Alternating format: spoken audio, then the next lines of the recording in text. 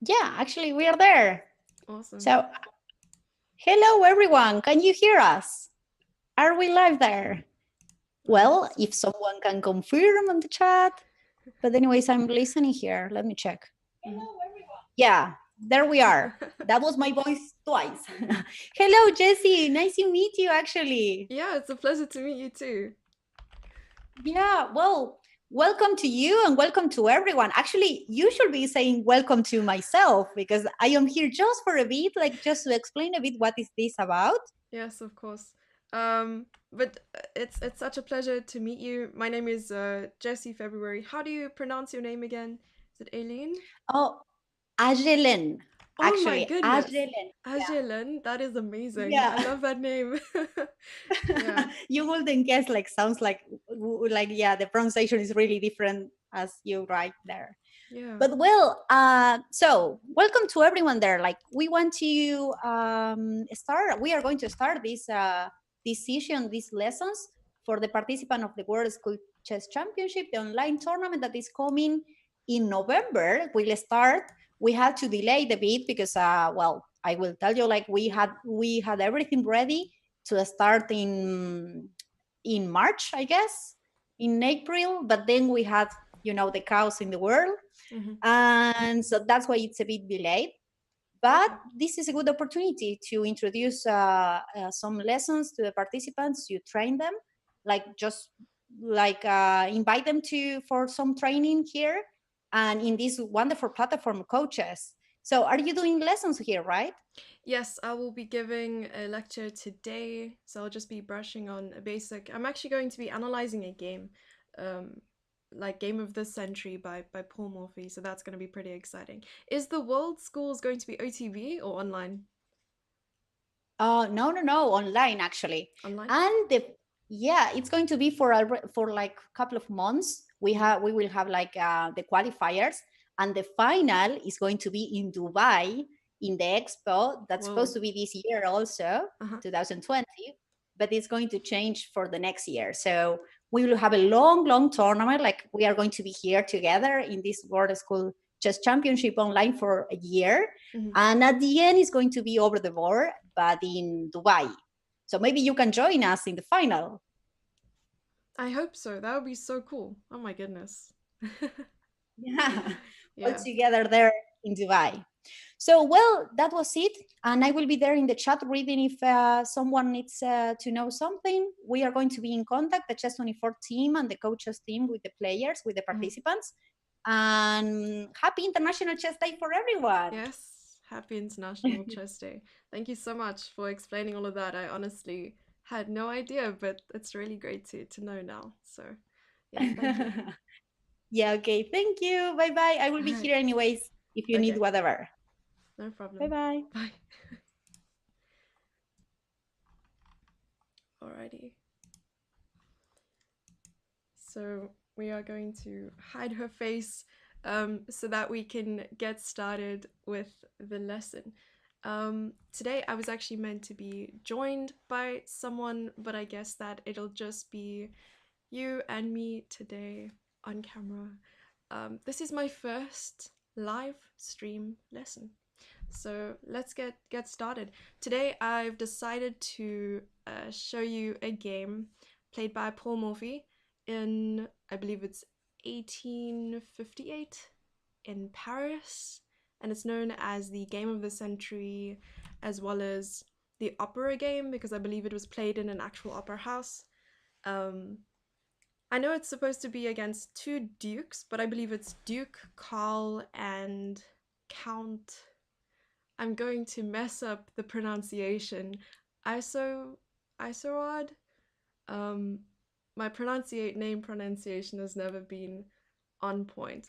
But here, Paul Morphy played white pieces, and we're going to go through it quite slowly. I'm going to highlight all the really important things that you need to know right from the opening, going into the middle game, talking about tactics and opening principles and so on. So in the opening, there are obviously things you need to know. I like to work in threes. So here the opening principles are control the center, develop your minor pieces, and get your king safe. So I'm going to highlight these squares, which are the central squares. So we're focusing on e4, d4, d5, and e5. And that is controlling the center, right? If you put a pawn in the center, you will be controlling the center. So that's why Paul Morphy here started with this move, e4. e4. And the two dukes spoke to one another and decided to come up with e5. But let me quickly put something up here. Opening principles. There we go. So here we have played the first opening principle, at least followed the first opening principle, and that is control the center. And the best way to do so, like I said, is placing a pawn in the center. All right. So the next thing we want to do is, of course, develop a minor piece. And what is a minor piece? Minor pieces are your knights and your bishops. Your major pieces are your queens and rooks. So here you want to bring out your knight or your bishop first. But of course, it's also important to realize you must always bring out the least active piece first. And which one is the least active piece? The bishop over here already has a range of 5 squares. So it can reach 5 squares, either one of those squares in one move.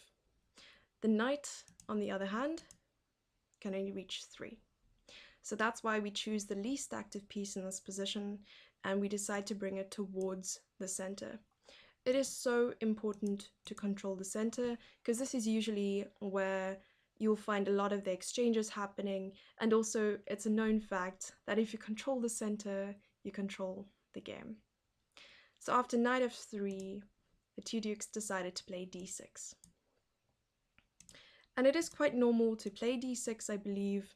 This could lead to an opening such as the Philidor, although my personal preference would be something like knight c6 or knight f6 for the Petrov, but here just developing a piece instead of a pawn. All right. So Paul Morphy, being a very attacking player, he didn't really like to give his opponent a chance to think for themselves. Here, trying to play forceful moves. So of course we spoke about least active piece, and that's really important. And forceful moves, of course, I wanted to add there, but I forgot to. Forceful moves are forcing your opponent to react to a given position. So here, playing the move d4, of course, forces the opponent to react because there is now tension in the center, attacking on e5 and threatening to win a pawn. So after d4, it is important to realize maybe black should just take. Taking would relieve the pressure and also allow black to just continue with development here. But of course, the two dukes decided against that and played bishop g4, which is quite interesting. Reason being, after capturing, if Paul Morphy were to capture and black was to capture back, here white cannot just take the e5 pawn. And the reason is this is checkmate. Of course, that is why black decided to play bishop g4 in this position. All right, so Paul Morphy nonetheless wanted to take the pawn because he had some ideas in mind for himself. So what happens here if black decides to take? Instead of taking with the knight, which seems like a very obvious move, of course that leads to checkmate, here Paul Morphy just would take, king takes, all forced, and then knight e5. And now threatening knight f7, knight g4, and here just picking up a pawn. So let's go back a little. In this position, we have established that it's not possible here for black to capture back with the d pawn. So what can black do instead? Here they decided to play bishop takes f3. And now we are faced with a new problem. There are two ways to capture that bishop. Of course, we want to capture the bishop back because every single piece is worth a number of points.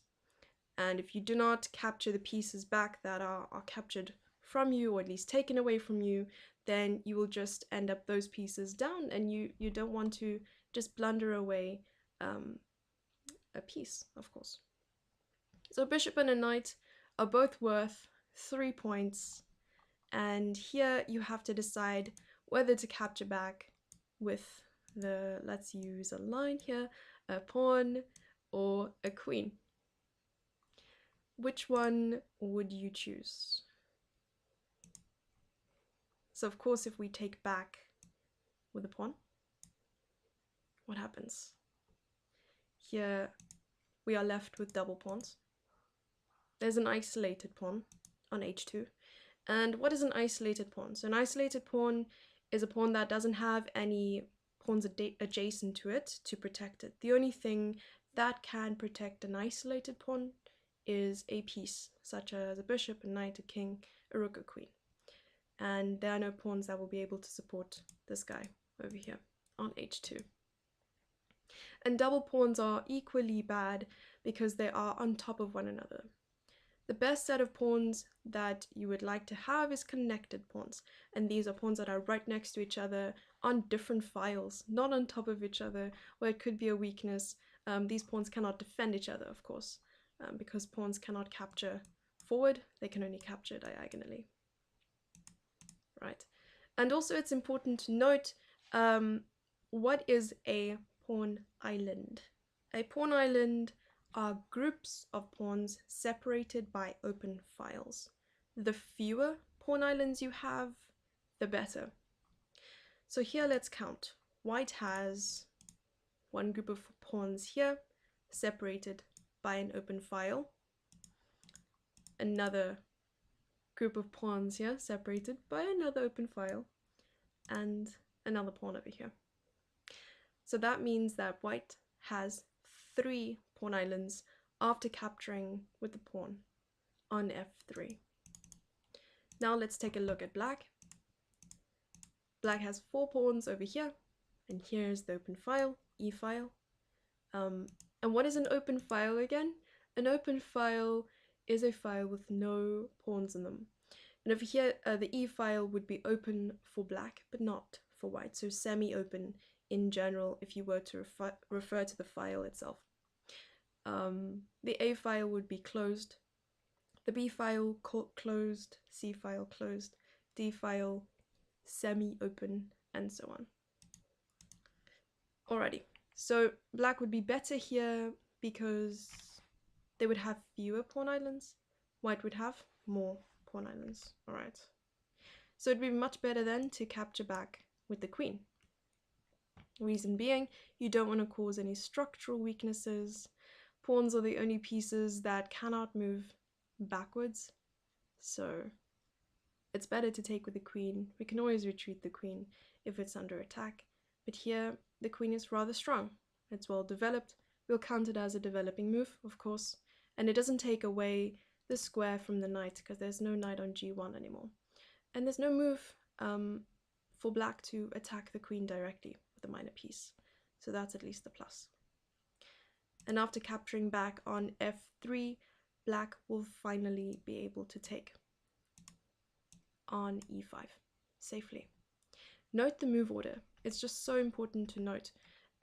After capturing, not to take back here because of queen takes winning a pawn, and for white not to take with a knight because of checkmate. So move order is just so important, especially when doing tactics. It's important to get the move order right, and I've fallen into that trap way too many times where a combination works just in a certain move order and you completely mess it up, and nothing is more heartbreaking than that. So bishop takes f3 and queen takes f3. Alrighty, so after pawn takes, now we have to go back to the opening principles So we spoke about controlling the center, and that of course we have a pawn on e4, we have a queen on f3. There's a lot of controlling going on. We could continue, but of course we need to keep on developing our minor pieces. So the next thing we want to consider, of course, always looking towards the endgame, or at least the last part of the opening, and that is getting the king safe. We want to bring out the bishop. But where are we going to take the bishop to? There is bishop e2, bishop d3, bishop c4, bishop e5. Which square would be best for the bishop? Of course, we will not put the bishop on a6, because that would just give away the bishop. All right, so I believe that bishop e2 would be a little bit passive. There's more active squares for the bishop. Of course, you want to play the pieces that are not so active, two active squares. And to develop a piece to a passive square with no particular reasoning, it would be a waste of a move. And a waste of a piece as well, because you really want to activate your piece as well. Bishop d3 would do the same. It wouldn't have as much range as bishop c4 would.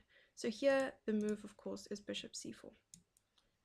Let's actually make the move there. Okay, bishop c4. And why do we play bishop c4 compared to the rest of the moves? When you make a move, the more things that move does, the better the move is. So here let's count the number of things this bishop is doing, or at least this move is doing. It's developing. It's preparing for castling. It is controlling the center. It is also threatening checkmate. So here, checkmate is being threatened with the queen on f7. Of course, black is going to try and play a multi-purpose move, just like white did, and decides to play knight f6. Let's make the move. Knight f6, and here it's developing, preparing for castling at some point. Let's see if he actually gets to castle, right? Stopping the checkmate, controlling the center, attacking the e4 pawn. There's a lot of moves, and it's a defensive move, but it's also developing, helping black. A move that would be considered bad in a position like this, to defend e7, would be something like queen e7. It develops a piece, but unfortunately it also blocks. Let's use red. It also blocks off the bishop. We don't want to block off the range for our pieces. The point is to increase the activity of our pieces instead of hamper them, and we rarely want to give our pieces the best chances, I mean, in a position, right? Because your pieces are your army, and you really want to give them good range, right? Okay. So queen e7 would be considered bad in a position like that. So knight f6. So Paul Morphy, I feel like we can learn a lot about what kind of person Paul Morphy was, right? He rarely wanted to grab hold of the game right from the beginning, never giving his opponent a chance to think for themselves, like we mentioned, continuing to attack. My English needs some help. Continuing to attack, and here he was just so fixated on the f7 square that he wanted to put pressure on f7. But how is that possible? Would you capture the knight on f6? Would you play queen to h5? Where's the best square for the pieces, at least if you want to put more pressure on f7? Is it even possible? The pieces over here on b1 and c1 at the moment are inactive, and there's no way we will be able to reach f7 with those pieces.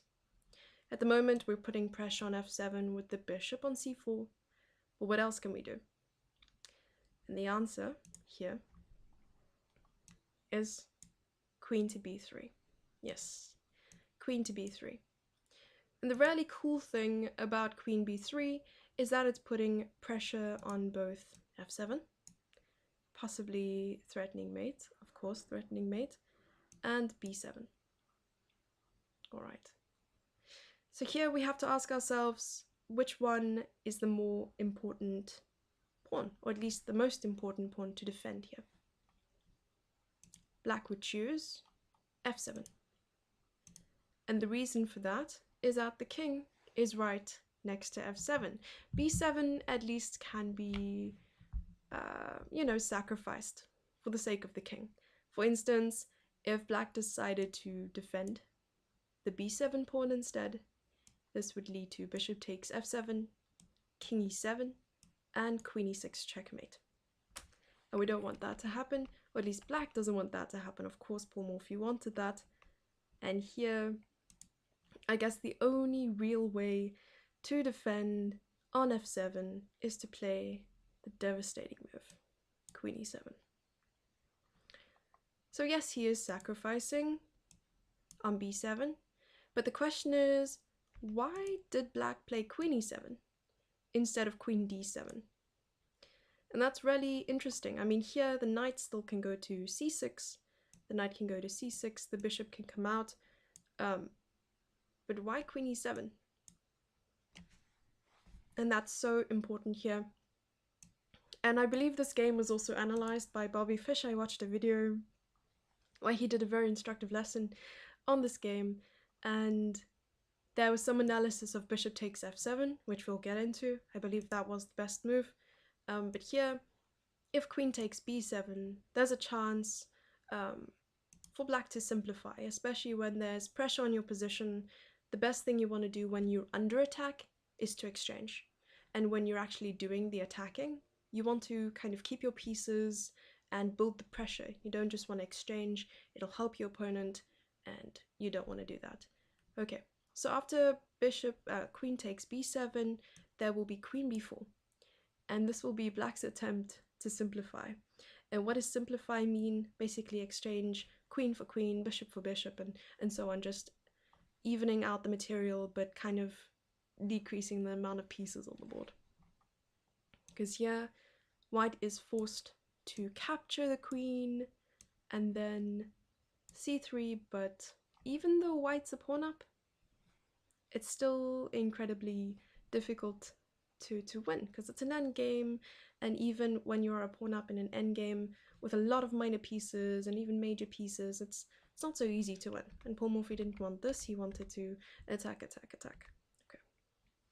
So here, I believe bishop f7 was also analyzed at some point, because here, queen takes f7, please correct me if I'm wrong, queen takes b7, and here there are just so many threats.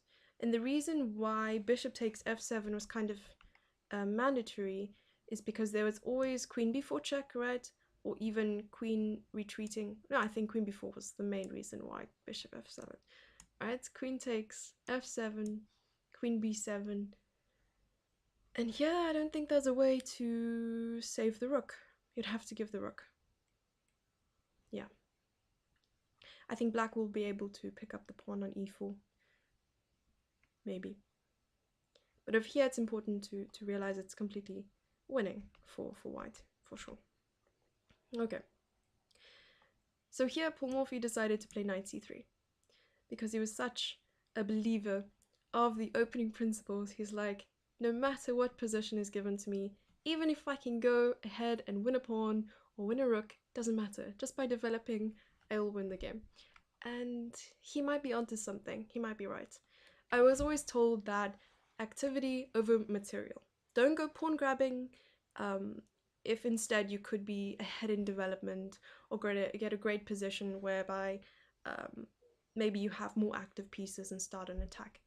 I mean, if you just go grabbing a pawn or grabbing two pawns and your opponent gets the activity, you might fall into a trap where maybe your queen is trapped, or maybe you're just so underdeveloped that you can't come back from that. So after knight c3, black decided to defend.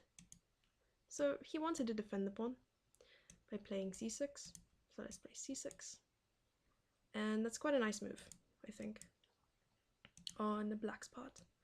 Defending the pawn with the queen. And what do you think Paul Morphy did here? And that's right, Paul Morphy decided to develop, and he played bishop to g5. Let's actually play the move.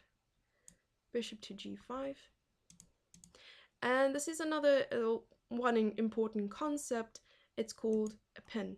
And I'm sure we all know what a pin is. It is when you are attacking a piece with a more valuable piece behind it. So here it kind of paralyzes the knight. If the knight were to move, then the queen would be under attack. So at the moment, the knight is completely paralyzed and just won't be able to move until the queen gets away from that diagonal. Okay, or attacking the bishop is another way. But now black will start to feel a little uneasy, because where does black play? Let's use yellow here. There we go. If black plays knight d7, the b7 pawn is hanging. We can't highlight? Oh, there we go. The b7 pawn is hanging. Okay. If black plays knight a6, then I believe bishop takes a6 is in order, right? What else is there? I guess the queen can move, but it becomes really awkward, because what does black play here? So instead of trying to struggle his way to a complete development, black decided to just go on a rampage and attack. But unfortunately, when This is a test. Oh wow. Okay. So I think the alert sounds were on, but I wasn't sure. Okay. So after b5, he wanted to just kind of push white's pieces back a little bit. And by doing so, he would then be able to develop properly. Unfortunately, when you consider attacking, there are a number of things you have to keep in mind before that. When you want to attack, make sure... What? Okay. When you want to start attacking, you have to look at the kings. If your king is safer than your opponent's king, then you can attack. That would be one way to kind of see if you can attack, right? Your king needs to be safer. But unfortunately, I feel like white has a stronger chance of getting a safer king quicker, right? Because here, there are just two ways to castle, and black doesn't have these opportunities yet. All right, so that's one way to see. And another thing is, you have to be well developed. If you are underdeveloped and your opponent has more pieces near the center or more active than yours, that would not be a good idea to attack, right? Because that way you'll just be playing fewer pieces or more pieces down. You'll be playing with fewer pieces. So in this position over here, if we had to count the number of pieces that white has developed, we don't consider pawns pieces. I know those little guys really do a lot for us, but unfortunately they're just pawns and they won't count as development. So here we have the queen, the bishop, the other bishop, and the knight, 4 pieces. And if we had to count on black side, we have the queen and the knight, just 2. So here playing b5 is a little over-ambitious, I believe, because here we can play something quite nice. So maybe I will give the chat a couple seconds to decide if you guys want to participate here. It gets quite exciting after this. I love attacking chess. So if you can guess the move, by all means, you can give a suggestion here. Keep in mind that when you are ahead in development, you can afford to give away some things. Over here, all these pieces are just so inactive that white can afford to do something really glorious. Okay.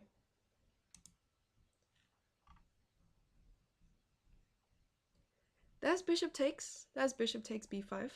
There is, yes. What else do we have?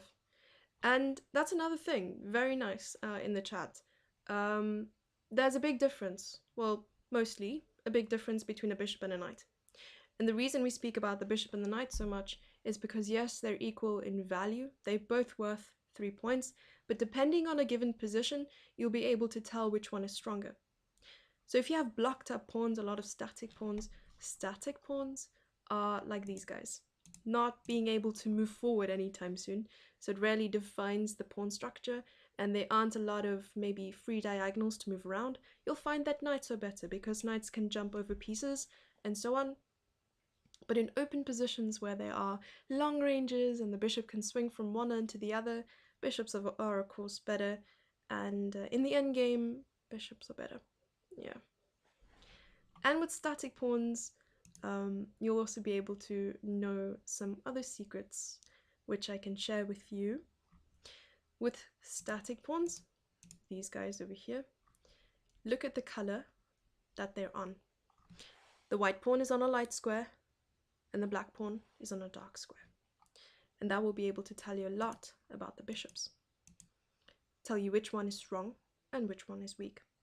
So if your pawn is on a light square, it means your dark squared bishop is the strong one and your light squared bishop is the weak one, usually hampering the range of the bishop. So if the bishop was sitting on d3 and the other bishop was sitting on e3, you would find that the e3 bishop has more range and more activity. So that's a nice little secret there. So over here, we're always looking towards the endgame. So which one will be better, the bishop or the knight? And of course, we'd come to the conclusion that the knight, or the bishop, would be better, and the knight would be of greater use, capturing on a b5, and that's exactly what happened. Knight takes b5, pawn takes b5, and bishop takes b5. Check. Of course, we would want to avoid taking with the queen, because of queen d7. I think queen d7 is the move here.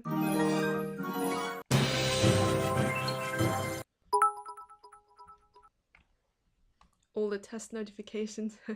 I don't know if you're able to hear all of that. Do excuse that. All right, so queen takes b5. We just run into queen d7, and I think it's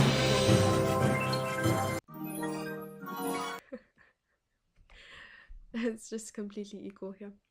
All right, so if we go back, bishop takes b5 is way better.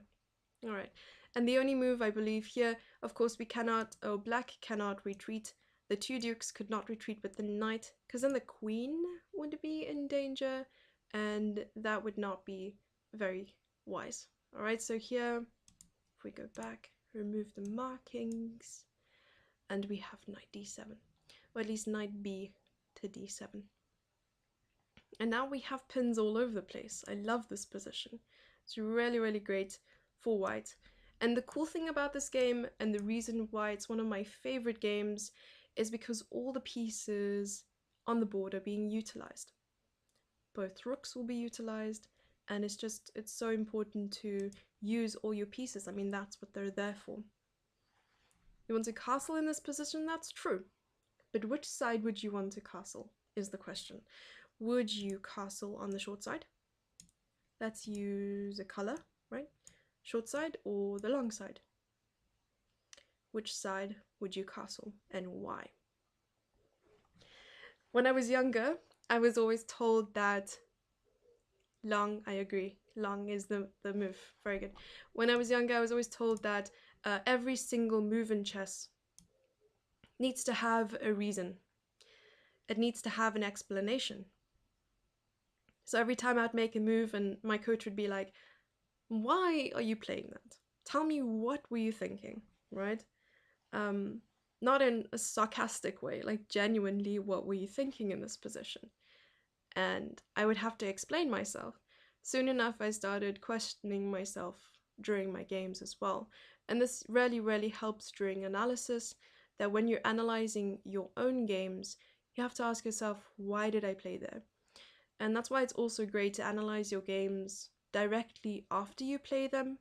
And why I enjoy analyzing games as well is that it's still fresh in your memory, you still know what's going on, but if you leave it a week, 2 weeks, 3 weeks, you'll start to forget exactly how you were feeling during that game. Exactly. You are profiting from this move. It is a multi-purpose move. You're long castling. The rook is directly in the game now. And you're really putting pressure on the square. So like I said, every single move needs a reason, and these multi-purpose points are the reasons why you would play that, right? Okay. What's important, as mentioned earlier as well, is putting pressure on a piece. It's more important to put pressure on a piece than to just simplify immediately. Here, if the bishop took the knight earlier in this position, if you just were to capture the knight instead of piling the pressure, then perhaps it would have made black's life a little easier. And Paul Morphy didn't want to do that. He didn't want to give his opponent a chance to breathe. I don't know if you've heard this one, but the threat is stronger than the execution in most cases when it comes to chess. So threatening to capture the knight, it's much stronger than actually capturing the knight. So here, long castling, putting pressure on d7, like we said. Rook d8 is the only move. Now we stop and we think. So in this position, it's white to move, and we have to consider things again. So by all means, chat if you're wanting to participate in this position. I'll give you a chance to think and give some ideas. Try to really work it out on your own. Things to keep in mind: least active piece, right? Attacking moves first. Attacking moves first, super important. I've added it there. You can take note of that. Yeah. Queen a4. So all these different suggestions are really great. When you're playing a game of chess, you have to take all the options into consideration. But sometimes you don't have that much time on the clock. So what do you do when you don't have time on the clock to think, or at least you don't have forever to think, and it's not a correspondence game where you have maybe 3 days to think about one move? You have to come up with candidate moves. And I'm going to add that as well, candidate moves. Candidate is another word for option. And in chess, it's better to come up with 3 best moves, or at least in your opinion, what you believe 3 of the best moves in the position are, and to decide between the 3 which one is best. Because otherwise, you end up spending maybe close to 40 minutes thinking about every possibility. A3. No, this looks better.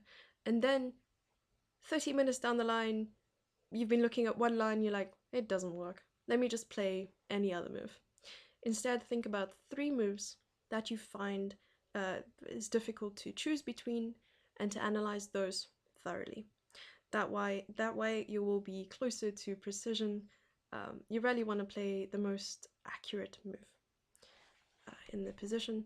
Rook take knight, then bring the other rook. Exactly. So here I'm going to highlight the one piece that white has not activated yet, and that is the rook on h1. And you definitely want to bring it to d1.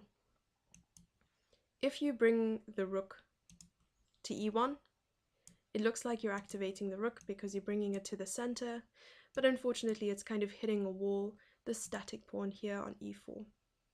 You don't want it to just hit a wall, you want to be able to have an active rook on an open file, but unfortunately it'll take a little bit of time to play something like, let's make the move, rook d2, and here black will have some time to think. Queen e6, I believe. Maybe queen e6, or and then rook d1. But here I think it's possible for black to come back. I mean, there's exchanging, and you don't want that to happen. So what is the most forceful move in the position? And like I said in the beginning, I like to work in 3s. So forceful moves, the 3 forceful moves that I like to focus on in order of importance is 1, checks, 2, captures, and 3, attacking moves. So the first thing we look for are checks. If there are no checks that work, then we look for attacking or capturing moves, and then attacking moves. All right. So are there any checks? So this will be our first candidate move. bishop takes d7. But bishop takes d7 is just followed by rook takes, and even if we play queen b8, there's just rook d8. We don't achieve much. So let's go back. In this position, we can take a look again, and maybe we see a capture that might work. Rook takes d7. Rook takes. If the queen takes, of course, we just get a free queen. Very nice. And if the knight takes, we get a free queen. So the rook is kind of forced to take here. And if black just leaves it, it's a free piece. So rook takes, and now there's pressure on d7. And you might feel inclined to take the rook. I do not recommend. Reason being, the threat is stronger than the execution. In this case, once again, the pin on the rook to the king on e8 is just so powerful. You don't want to lose that. And instead, you want to use the least active piece in the position, like you can see on the screen. Least active piece to the most active square. And we have rook d1. Let's actually make that move over there. Rook to d1. Yes. And now you are putting pressure on the rook on d7. You're putting pressure with the rook on d1 as well over there. And it becomes really, really uneasy for black. And playing black pieces, the two dukes, or should I say the duke and Count Izoard. I'm just gonna say the two dukes wanted to simplify. They wanted to find a move that would make things a little easier. So here, queen e6. Queen e6, just threatening to exchange the queen, because here black is up in material. Black is up a whole rook. Unfortunately, that rook is kind of trapped on h8. If it was the same position, only with black being castled, things will be much better for black. That's why king safety is just so, so important. And why is white able to attack so freely? First of all, their king is safer than their opponents. Second of all, they are well developed. And these are the top 2 points that I mentioned earlier, why b5 was so bad by black. Alright, so here, would it be a good idea for white to capture? Would it not? Also, I will give you a minute or two to decide what to do. And the big clue is that it is checkmate in 3 moves. So this is a nice tactic. You can even pack it out on your own board if you want. Take a screenshot of the board and try to solve it. It's one of the best endings and probably one of the reasons why it became Game of the Century. Very, very nice. I believe, like I said, the game happened in an opera house. I don't know if I have some information on the game.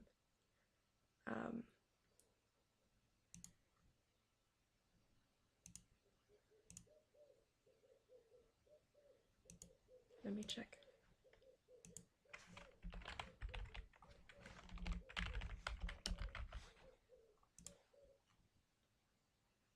There we go. Between American chess master Paul Morphy and 2 strong amateurs, a German noble Karl II, Duke of Brunswick, and the French aristocrat. That's really cool. Okay. Played at an opera house in Paris during Bellini's opera Norma. Yeah, I believe that plays in Broadway a lot. I've watched Suits. That's really cool. What do we have so far?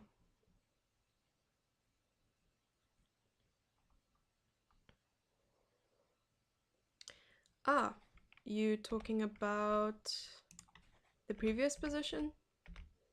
Rook to d5. See, rook d5 is also a really nice try. The only reason I don't like it is because it's not forceful enough. Here you're just opening or giving black so many opportunities to come back. So maybe even queen b4 would I think it would be good for, I don't know, good for white or good for black. Yeah, I don't know, this is interesting. Maybe we can find a way. I think queen b4 is the best, right? Queen e6, queen b4, queen b4. One of the two, trying to simplify. But like I said, you want to play something forceful. You want to capture, and rook d1. So here after queen e6, this was the position we stopped at. No problem. So this is the position. Any idea for first moves?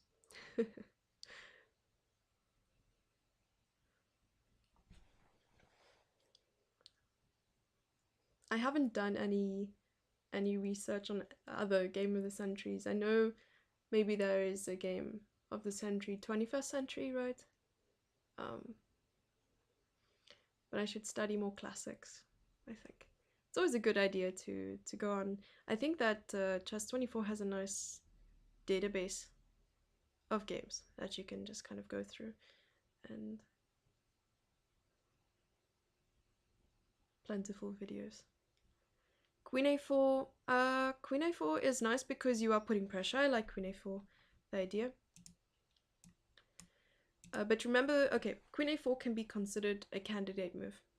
But when also considering your candidate moves, you want to think about the forceful moves. So the forceful moves, once again, I should have really added it in there, is checks, captures, and attacking moves. So these are the three things you want to focus on, especially when given a tactic. And this is a big tactic. I said it's checkmate in 3, so something that'll really just flow naturally here. And we have, is he a Greek god? Greek, Pericles is a Greek god, right? For Greek mythology. Let's see my Greek mythology. But yes, you are right. You are right. Probably not everyone would read the comments, so we'll give some time. Pericles. I'm trying to think who Pericles was. Is it also, is it the same as Hercules? The strong guy? I don't know. I think I'm embarrassing myself. Okay, so the answer, of course, is right there, and you found it. Okay, so the answer is bishop takes d7, check, met by knight takes. Of course, if in this position queen takes, the rook will just capture the queen. So we go back. Ah, it was a Greek statesman. Okay, so knight takes d7, and here the beautiful move, most beautiful. You would not expect it. Of course, you're looking for forceful moves, so look for the checks in the position, and the only checks is queen e6 and queen b8. Right, queen b8 is just so unexpected. It's the last thing you would look at, right? Knight takes b8 and rook d8. Beautiful. And this is checkmate. This bishop rarely played an important role, and the rook, of course, executing this beautiful checkmate. And that is why it was considered game of the century. So good game to Paul Morphy.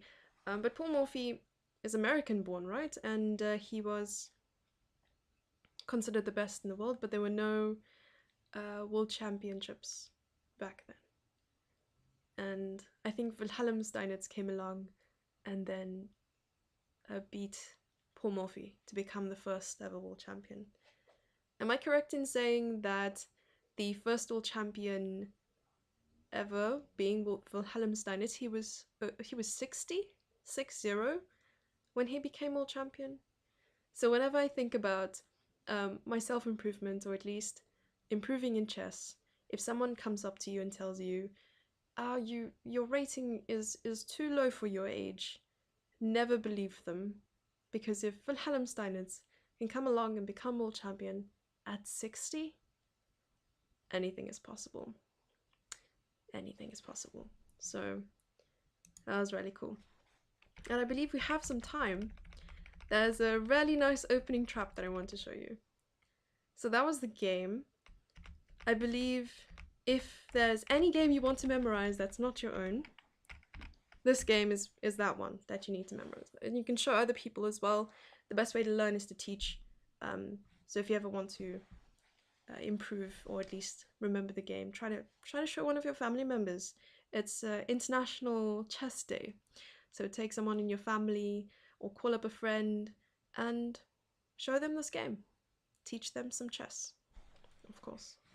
So an opening trap that I wanted to show you, and it's really a trap that black sets up for themselves, and you'll find that a lot of lower rated players might play this against you and have no idea what they're doing. So knight f3, f6. And I'm going to stop right there. f6 is such an odd move, you will not see it anywhere. And like I said, the best moves here, I mean, you can play d6, you can play knight c6, you can play knight f6. I believe d5 was played as well. There's so many things to do.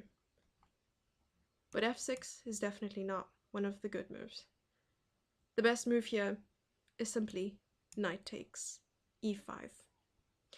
Reason being, after capturing back on e5, I'm sure the engine would go completely wild in this position, because queen h5. Now there are two things that black can do, and both unfortunately have no hope of saving this position. I don't really know what the best move here for black is, but I'm pretty sure the most natural move is to capture back. And if they do, you have queen h5. There's king e7, and there is also g6. So let's go through g6 first. Queen takes e5. So with both moves, g6 and king e7, you want to take on e5 because it's a free pawn. Here it's just a nice fork between the king and the pawn. Ooh. Let's use those arrows. Okay, the queen, the king and the pawn. So after g6, okay, taking. Queen e7 seems like the most, or the best defensive move here. Chopping the rook. And queen takes e4. And usually you're just kind of stopping here because you know you're a rook up. So no matter the queen is attacking the king, it doesn't really mean anything. That you can just move the king over, I believe. Maybe you're moving the king over. I don't know if bishop e2 is that good, because c2 is hanging, g2 is hanging. Maybe not so good. It's still winning, right? So taking and then like rook f1. But maybe just king d1 and you're fine. Because here you're defending.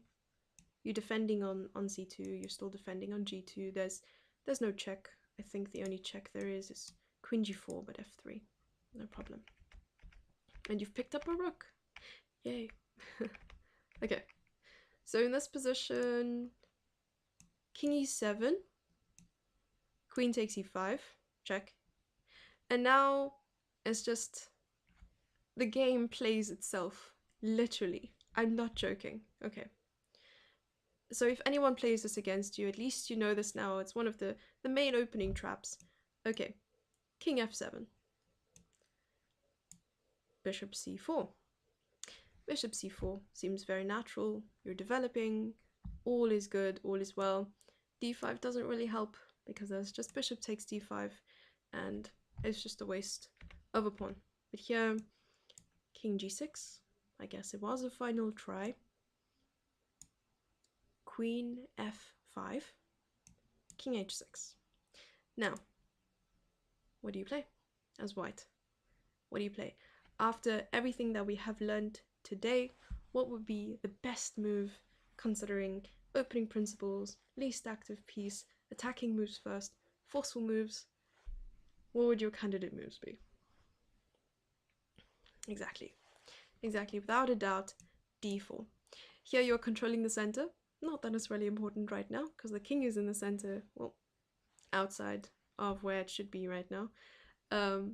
It's check, attacking move. So you're controlling the center, checking the king, everything is just kind of dandy at the moment. So I believe g5 is the only move for black. Now what? What do you do? Is there any other pieces you can introduce?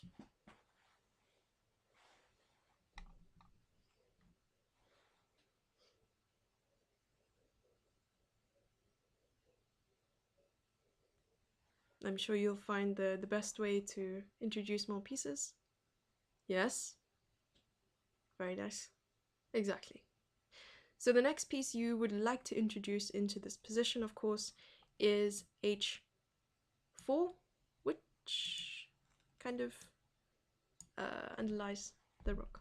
Here you want to bring the rook in. Unfortunately, if we look at the pieces such as rook a1, knight b1, you won't be able to develop them fast enough to reach the king. So here you just want to play h4, and after h4 the rook would be, well, the rook is already inadvertently attacking the king on h6, but after the pawn on h4 is removed, then of course it'll be much easier to checkmate. I don't really know what tries black has here, maybe king g7, but then there's just pawn takes, and, or maybe not even, maybe you just have queen f7 here and here, right? Mate. So checkmate. So it's a really, really nice opening trap there, and that's if your opponent plays f6. Yeah. So just a recap of everything that we focused on today. Controlling the center is number one. Whether you have a pawn center or a knight center, in order of importance, at least in my opinion, I would believe that having a pawn in the center is much better than having a bishop there or a queen there, only because those pieces can be attacked easily. So for instance, if you have a pawn in the center and it gets attacked by another pawn, you don't feel threatened in a way that you like, oh, I have to move my pawn away, or I have to capture this pawn. Sometimes you can just leave it there. If you have a bishop there, for instance, or a queen, you will have to move it because it's 1 point attacking 3 or 9. So you'll have to move it away. So in order of importance, at least in my opinion, like I said, is a pawn center, then a knight center. So for instance, in the Sicilian, you would prefer to have a knight center like this. Okay, some people capture with the queen, this is also theory, but taking with a knight seems more obvious, and having a knight center is better than having the queen sit there, because then there's knight c6 and you don't feel threatened by that knight. You're not going to take it, you're just going to develop something like bishop e2, bishop c4, bishop e5, or you can even play c4, Maroxy. So yeah, so that's number one. Okay, number two, of course, we'll use a different color here, developing the minor pieces. Because if you develop your major pieces too early, for the same reason you don't put major pieces in the center, they can be attacked easily, and you don't want to fall into that trap. And then the last one is getting the king safe, whether it be short castling or long castling. But what comes after that? What happens after you get the king safe? Then simply just going to put it in a short little summary, get the queen out, maybe not where it's in danger, and connect the rooks.